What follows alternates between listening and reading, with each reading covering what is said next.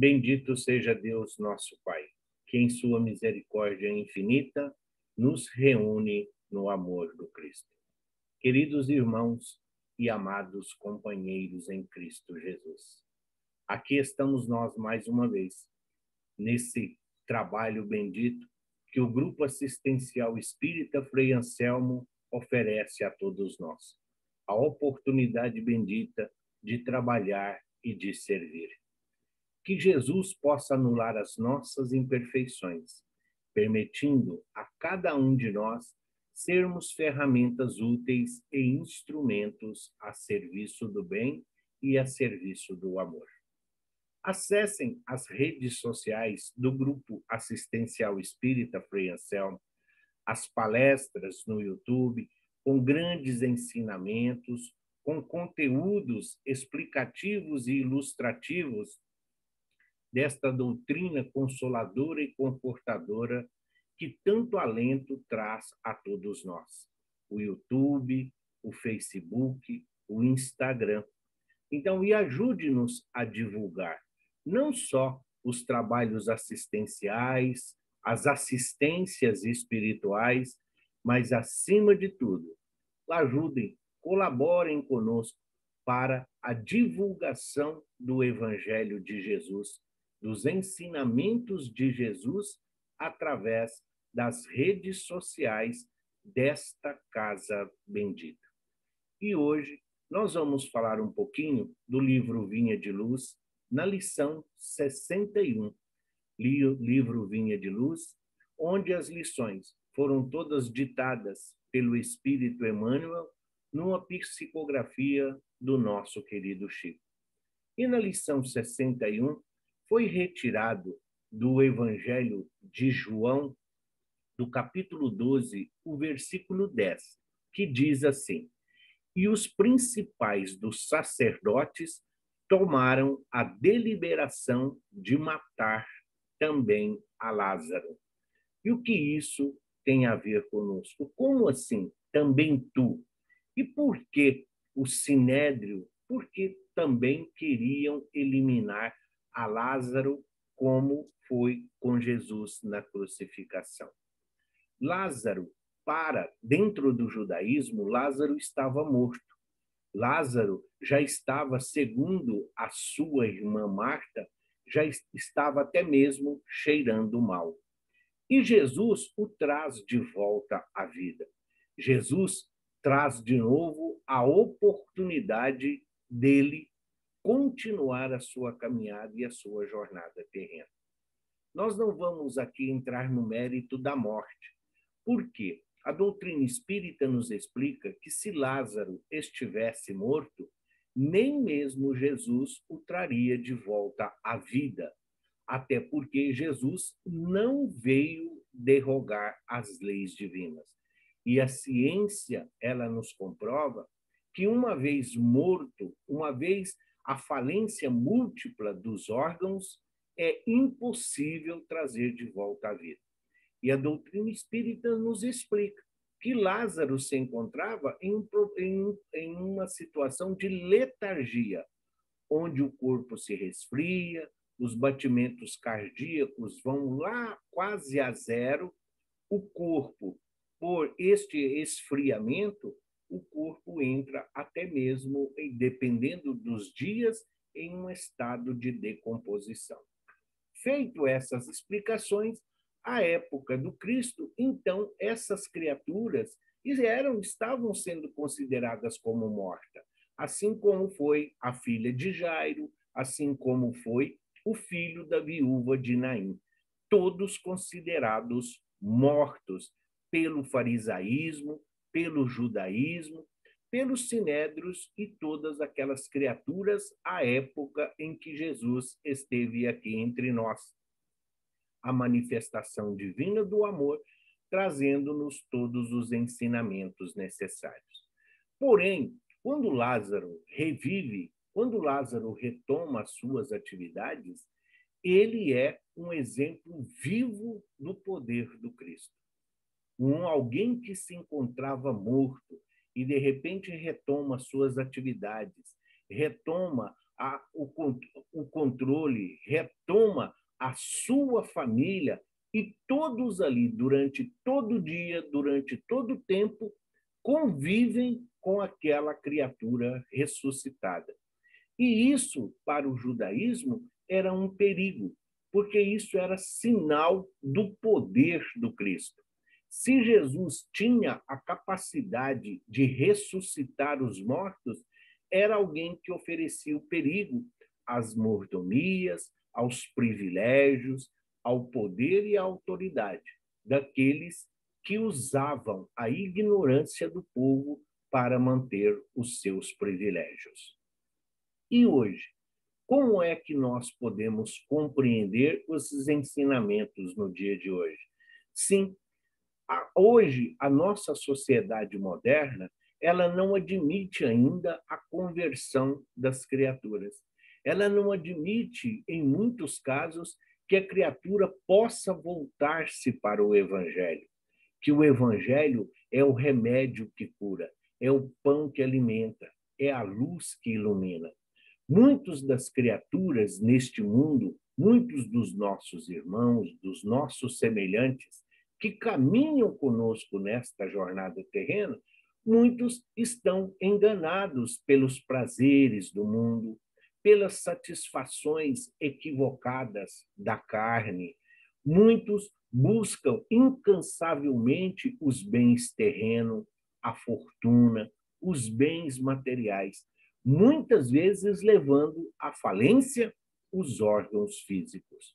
Ou seja, o imediatismo, que hoje é uma constante, o consumismo que a mídia nos empurra forçosamente para que nós possamos entender que a vida é somente esse materialismo.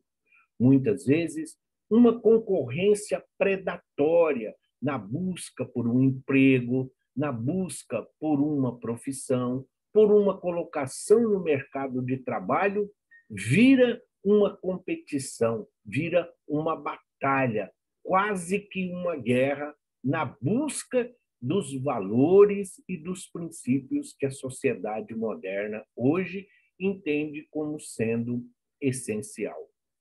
E o Evangelho de Jesus? Nem todos propagam, nem todos confessam que professam uma religião.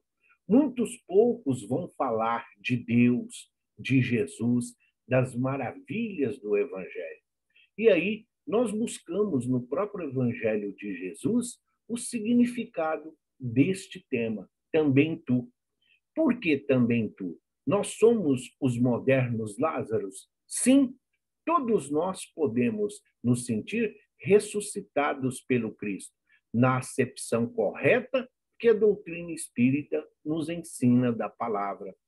Até esta encarnação, porque essa é a nossa primeira encarnação como espíritas. O Livro dos Espíritos foi lançado em 1857, em Paris. E hoje ele está completou o mês passado 164 anos de existência. Então, até o lançamento do livro, nós tínhamos pouquíssimos conhecimentos a respeito da vida espiritual.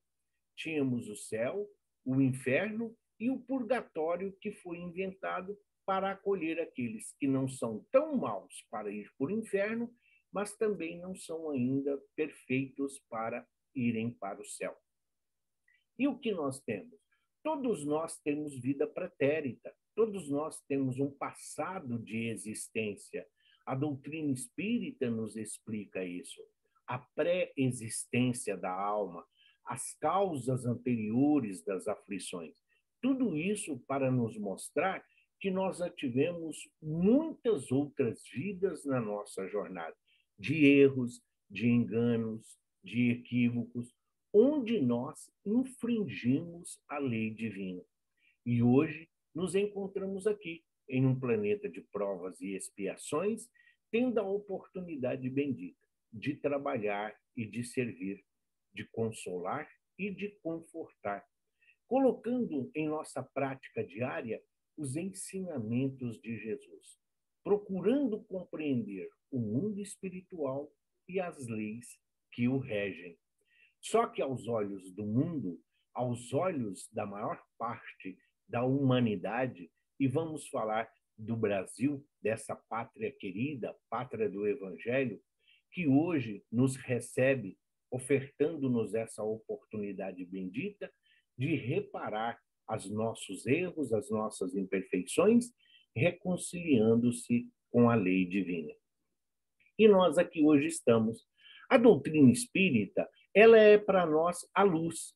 Ela nos mostra que a dor e o sofrimento são frutos exatamente dos nossos erros, das nossas falhas de um passado. Mas Jesus não exige de nós a perfeição. Jesus não espera que todos nós sejamos, todos eles, ali certinhos. Os apóstolos também não eram. Eles também tinham os seus medos, eles também tinham os seus enganos. E Jesus veio exatamente fazer esta correção. Quando Jesus nos convoca a servir o seu evangelho, quando Jesus nos oferta a oportunidade bendita de trabalhar, de servir, de consolar, de ensinar, de levar os seus ensinamentos à luz do ensinamento correto, a fé raciocinada, nós começamos muitas vezes a sofrer restrições, a sofrer o preconceito, a discriminação, exatamente porque estamos fazendo luz, estamos erguendo o véu da ignorância, estamos exatamente percorrendo o caminho que é Jesus. No Evangelho do Mestre, nós encontramos uma passagem que, além de confortadora, é de um esclarecimento fantástico, onde Jesus diz: aquele que se envergonhar de mim perante os homens, eu também me envergonharei dele perante o Pai. Isso não é um desprezo, isso não é uma ameaça. Jesus, sabedor que era do orgulho, do egoísmo predominante entre a população encarnada e desencarnada, ligadas a um planeta de provas e expiações, ele está falando das dificuldades que todos nós encontraremos para poder levar adiante os ensinamentos que ele nos deixou como legado. Muitas vezes nós ouvimos: nossa, mas fazia isso, fazia aquilo e agora está falando do Evangelho? Nossa, mas vivia desta forma, fazia isso, tratava sua família assim e agora, desde que virou espírita, virou santo? Então, muitas vezes, a referência de ser espírito, sim, é uma contradição. Porque mesmo mudando para melhor, mesmo nos transformando em um ser humano melhor, a crítica vem exatamente porque nós nos tornamos religiosos, porque nós nos tornamos beatos. E isso não pode afetar a nenhum de nós. Nós temos que estar preparados para isso, porque a sociedade, dentro dos seus valores, não está ainda preparada para os valores espirituais, tão essenciais na nossa jornada terrena. Ao reconhecermos os nossos erros, ao reconhecer as nossas dificuldades em seguir as orientações de Jesus através dos seus ensinamentos, nós sim nos transformamos. É a chamada reforma íntima. Nós compreendemos que muitas dessas coisas que hoje nós buscamos, muitos desses valores que hoje a humanidade encarnada ainda se faz, a roupa de púrpura, a roupa de marca, a época de Jesus, a roupa de púrpura, hoje a roupa de marca, a roupa do shopping, o carro do ano, os valores, as viagens, o culto a um corpo físico, esquecendo de que tudo isso não nos acompanha nem mesmo até o túmulo. O que vai nos acompanhar são os valores morais, é o bem que nós praticamos, é a caridade com a qual nós contribuímos, é o que nós fizemos da nossa existência para nos tornarmos verdadeiramente dignos de sermos chamados filhos de Deus. Ao deixarmos os vícios, ao deixarmos a maledicência, ao deixarmos a inveja e o ciúme, para compreender que somos todos irmãos de caminhada, que estamos todos dentro do mesmo aprendizado. Estamos todos tendo a oportunidade bendita de beber nessa fonte fecunda que é a doutrina espírita. E muitos deles nos indagam, então, até tu, por que você se tornou espírita? Por que depois que você virou espírita, você parece outra pessoa? Sim, porque nós compreendemos que nós somos espíritos e, sendo espíritas, a nossa essência é espiritual. A nossa verdadeira vida é no mundo dos espíritos. Estamos aqui em uma passagem temporária. Estamos aqui em um processo de transição. Estamos aqui para colocar em prática os ensinamentos que recebemos do mundo espiritual. Estamos aqui porque queremos nos tornar criaturas melhores.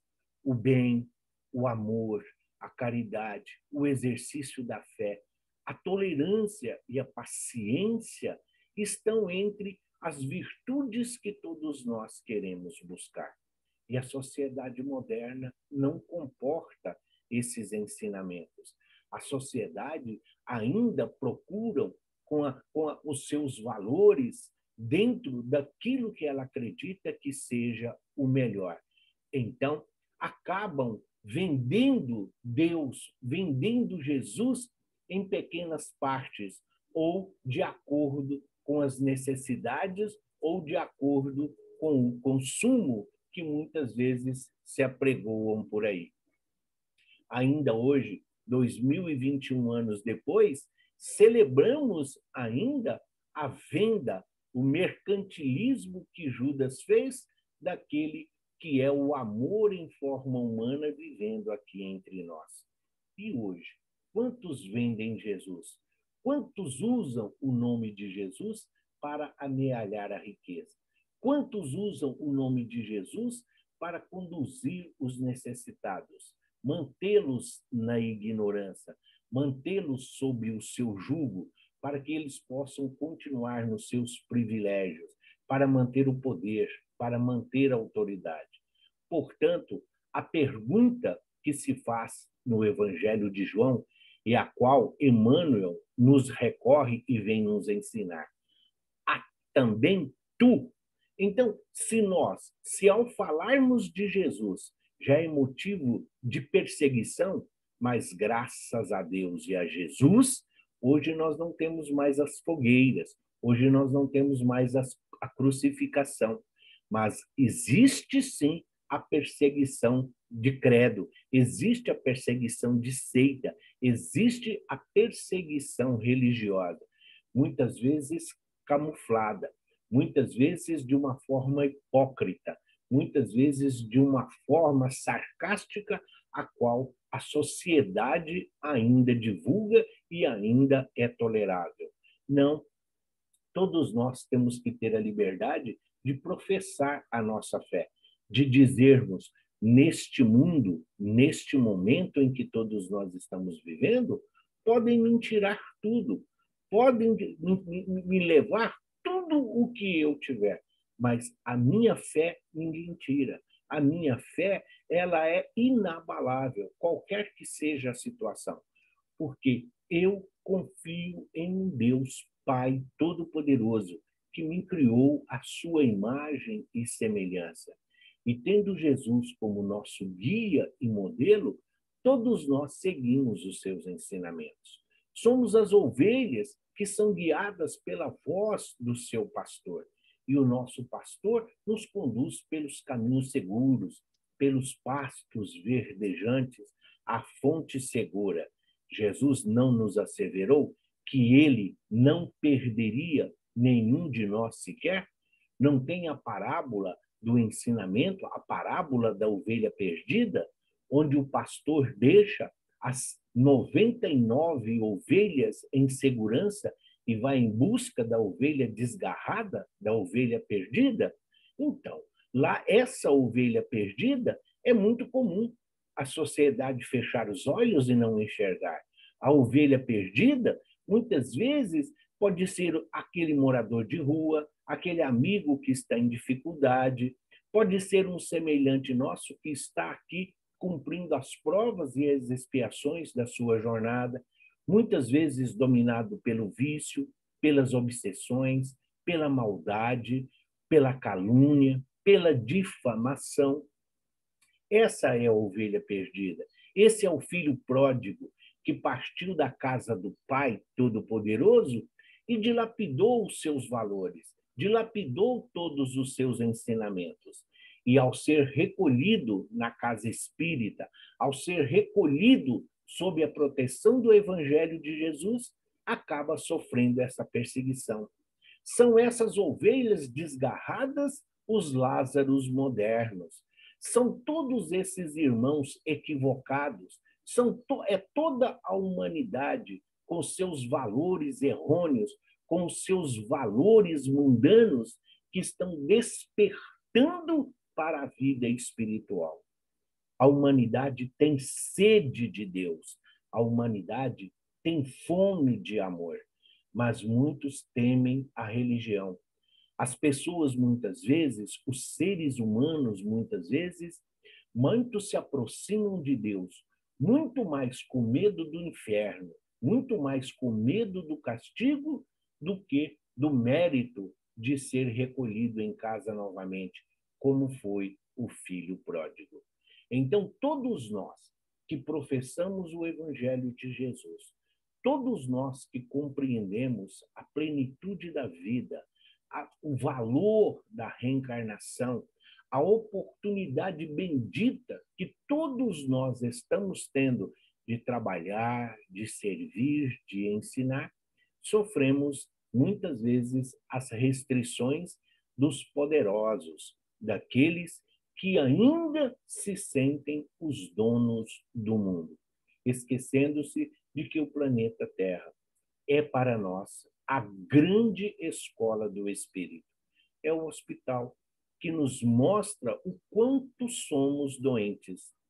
É a prisão, porque um dia nós infringimos a lei divina, um dia nós burlamos os ensinamentos de Jesus e estamos aqui reclusos, presos a este corpo físico, sujeito aos órgãos materiais, exatamente que servem para nós de freio às nossas más tendências. Mas o planeta bendito, através da reencarnação, é a oportunidade bendita, é a escola onde nós vamos estudando, aprendendo, evoluindo, crescendo, nos tornando a cada dia criaturas melhores. Mas para uma sociedade doente, onde os valores morais muitas vezes ficam em uma situação inferior perante os valores materiais, aquilo que a sociedade considera como o ideal.